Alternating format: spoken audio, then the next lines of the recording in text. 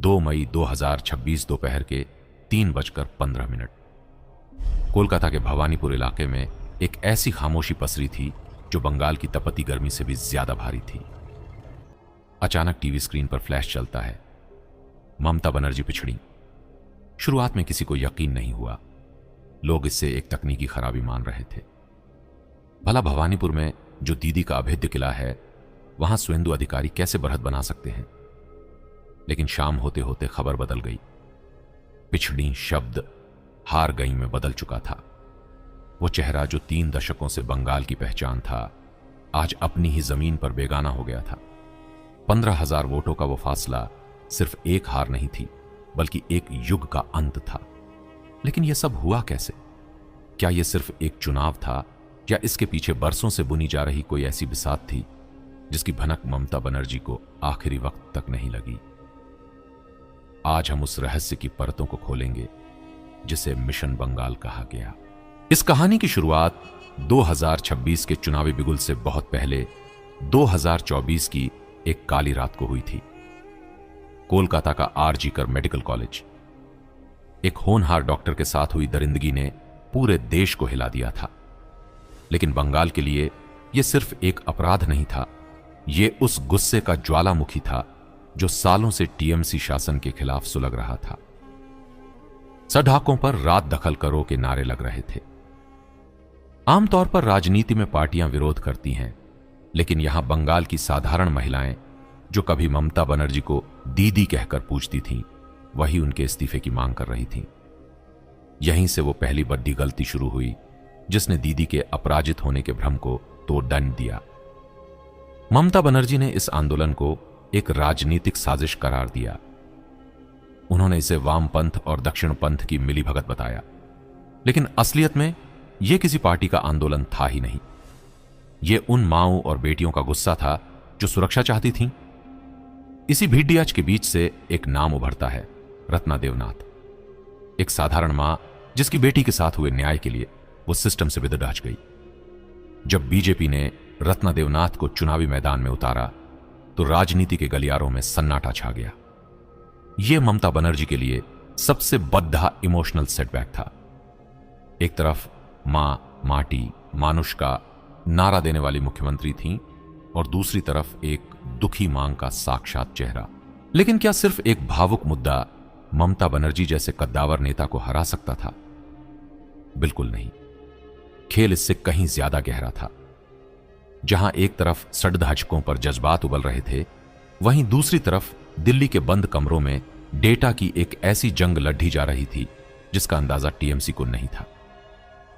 चुनाव आयोग ने एक प्रक्रिया शुरू की, SIR, स्पेशल इंटेंसिव रिवीजन।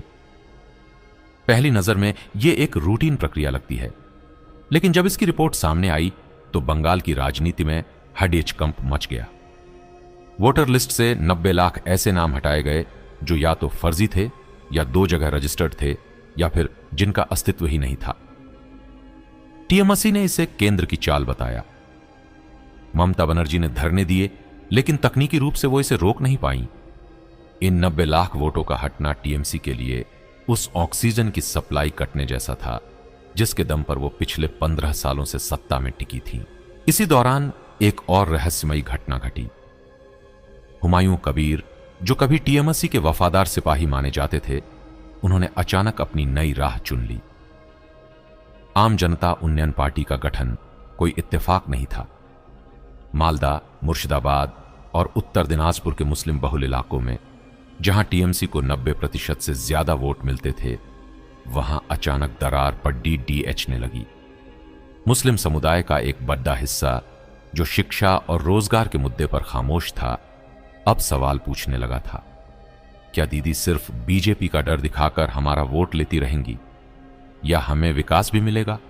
जैसे जैसे चुनाव नजदीक आ रहे थे, बीजेपी की रैलियों में जय श्री राम के साथ साथ अब सोनार बांग्ला और भ्रष्टाचार मुक्त बंगाल के नारे ज्यादा बुलंद होने लगे थे। संदेश खाली से लेकर नंदीग्राम तक हर जगह एक ही बात चर्चा में थी, सिंडिकेट राज।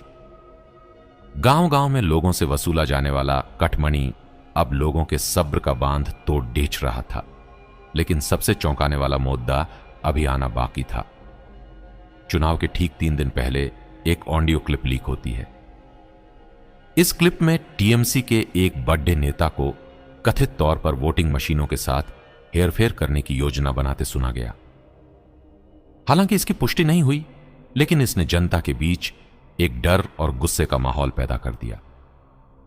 लोग भारी संख्या में घरों से बाहर निकले। जो साइलेंट वोटर कभी डर के मारे चुप रहता था, उसने 2026 में लाइन में लगकर अपना जवाब दिया।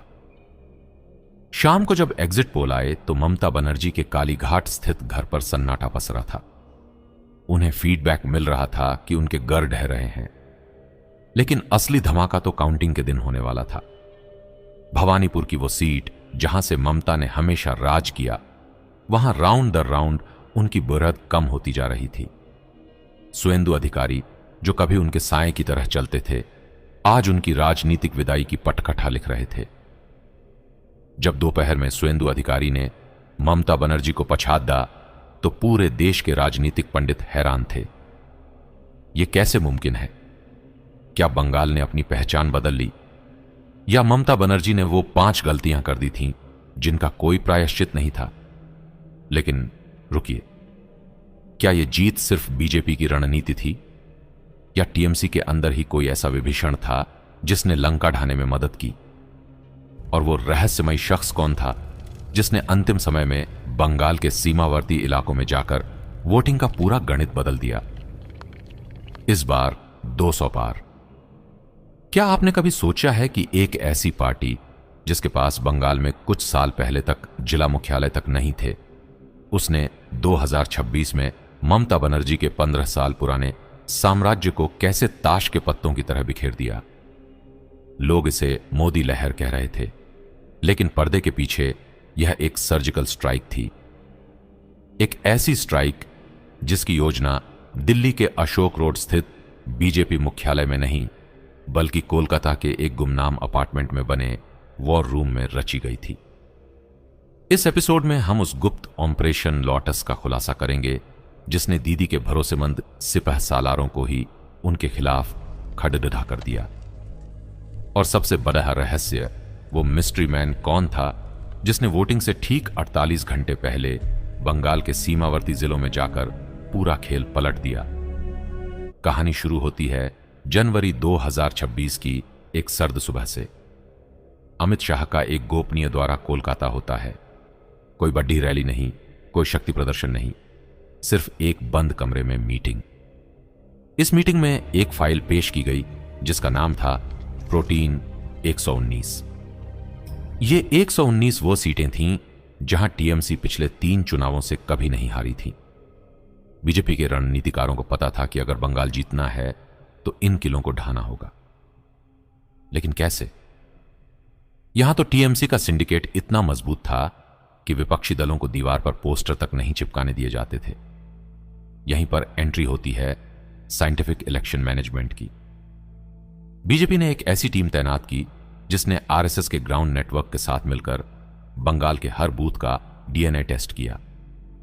उन्होंने पाया कि टीएमसी के भीतर एक बहुत बड़ा तबका ऐसा है जो अभिषेक बनर्जी के बढ़ते कद से घुटन महसूस कर रहा है। पुराने नेता जिन्होंने ममता दीदी के साथ कंधे से कंधा मिलाकर वामपंथियों की लाठियां खाई थीं, उन्हें अब लगने लगा था कि पार्टी कॉरपोरेट बन गई है। इसी बीच एक ऐसी घटना घटी जिसने टीएमसी के अंदरूनी कलह को एसडीडीडी छक पर ला दिया। उत्तर बंगाल के एक कद्दावर मंत्री का वीडियो कॉल लीक हुआ जिसमें वो कथित तौर पर बीजेपी के एक शीर्ष नेता से कह रहे थे, दीदी को संदेश दे देना, अब हमसे और नहीं होगा। यह सिर्फ एक मंत्री की आवाज नहीं थी, बल्कि यह उस टूट की शुरुआत थी जो चुनावी नतीजों में तबाही लाने वाली थी। लेकिन असली मास्टर स्ट्रोक अभी बाकी था। दिल्ली से एक विशेष टीम भेजी गई जिसका काम था बॉर्डर बेल्ट को न्यूट्रलाइज करना। बंगाल की राजनीति में सीमावर्ती जिलों का बहुत बड़ा हाथ होता है। घुसपैठ और नागरिकता CAA/NRC के मुद्दे यहां हमेशा से संवेदनशील रहे हैं। बीजेपी ने यहां एक बहुत ही शांत लेकिन प्रभावी नैरेटिव चलाया। उन्होंने इस बार डर के बजाय अधिकार की बात की। मथुआ समुदाय, जिसका बंगाल की कम से कम 30 से 40 सीटों पर सीधा प्रभाव है, उनके बीच जाकर मोदी ने खुद वादा किया कि अब और इंतजार नहीं। मथुआ समुदाय का बीजेपी के पक्ष में एक तरफा झुकाव वो साइलेंट किलर साबित हुआ जिसने टीएमसी के दक्षिण बंगाल के आधार को हिलाकर रख दिया। उधर कोलकाता के आरजी कर कांड की आग अब भी बुझी नहीं थी। बीजेपी ने इस मुद्दे को सिर्फ एक विरोध प्रदर्शन तक सीमित नहीं रखा, उन्होंने इसे सिस्टम की विफलता बना दिया। हर नुक्कड़ नाटक, हर डिजिटल विज्ञापन में एक ही सवाल था, क्या आपकी बेटी सुरक्षित है? यह सवाल सीधा मध्यम वर्गीय बंगाली परिवार के दिल पर चोट कर रहा था। जो बंगाली भद्र लोग कभी बीजेपी को हिंदी भाषी पार्टी कहकर दूर रहता था, वह अब सुरक्षा के नाम पर भगवा झंडे की ओर देखने लगा था। लेकिन कहानी में सबसे बड़ा ट्विस्ट आया वोटिंग से ठीक 15 दिन पहले। एक गुप्त सर्वे लीक हुआ। यह सर्वे किसी न्यूज चैनल का नहीं, बल्कि टीएमसी की अपनी चुनावी रणनीतिकार टीम का था।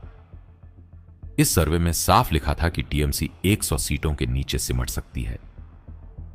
जब यह रिपोर्ट ममता बनर्जी के पास पहुंची तो कहा जाता है कि कालीघाट, ममता का निवास, में पहली बार भारी हड्डैकंप मचा।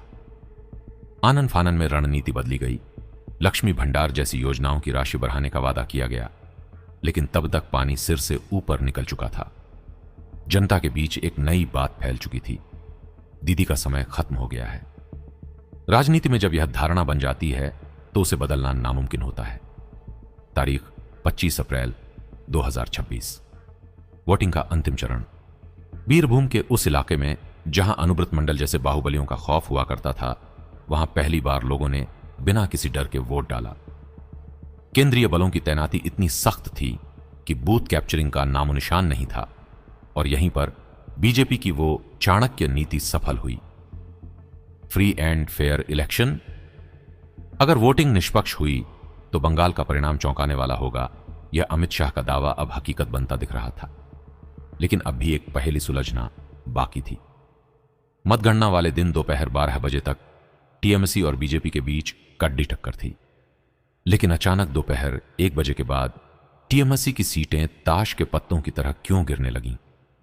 क्या ईवीएम में कोई जादू था, या फिर पोस्टल बैलेट्स में कोई ऐसा राज छिपा था जिसने सरकारी कर्मचारियों का गुस्सा ममता बनर्जी पर निकाल दिया? और सबसे महत्वपूर्ण, ममता बनर्जी की वो आखिरी प्रेस कॉन्फ्रेंस जो उन्होंने नतीजे आने से ठीक पहले की थी, उसमें उन्होंने ऐसा क्या कह दिया जिसने साबित कर दिया कि वो अपनी हार स्वीकार कर चुकी थी? अगले और आखिरी एपिसोड में देखिए मतगणना केंद्र के अंदर की वो अनसुनी कहानियां।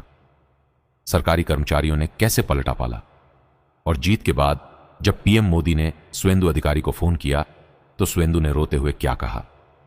बंगाल के नए मुख्यमंत्री का शपथ ग्रहण और ममता बनर्जी का भविष्य। देखिए द फाइनल चैप्टर। तो गाइस, आपको ये ममता दीदी का डाउनफॉल वाला एनिमेटेड वीडियो कैसा लगा जरा कमेंट्स में बताइएगा। और अगर आपको ऐसी एनिमेटेड वीडियोस देखना पसंद है तो मेरे चैनल को सब्सक्राइब करिएगा, और मेरे को नेक्स्ट वीडियो कौन से टॉपिक में बनाना चाहिए वो भी कमेंट्स कर दीजिएगा। Thank you for watching.